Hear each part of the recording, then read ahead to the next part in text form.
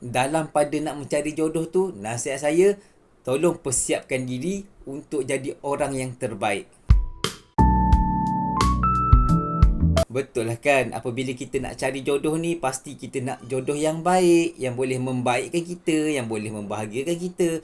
Tetapi kita kena fikir juga kita ni dulu. Kita kena jadi orang yang lebih baik daripada diri kita sekarang ni. Kita improve diri kita tambah baik apa yang tak baik, kita belajar benda yang kita tak tahu, kita cuba buat sesuatu yang sepatutnya apa yang ada pada diri seorang pasangan, agama kita sentiasa tingkatkan ilmu. Yalah, nak kahwin ni bukan sekadar kahwin, tapi dia datangkan sekali dengan tanggungjawab, amanah, pengorbanan tu macam mana, semuanya ada dalam perkahwinan. So, kitalah yang kena improve diri kita terlebih dahulu. Sebabnya kita kena yakin jodoh kita tu sedang dipersiapkan untuk diri kita.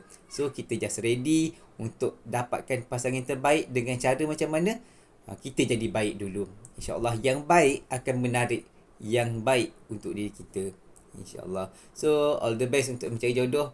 Kalau tak tahu nak cari kat mana jodoh tu, jom join kita orang dekat dalam Tiljannah.my, portal cari jodoh Muslim Malaysia.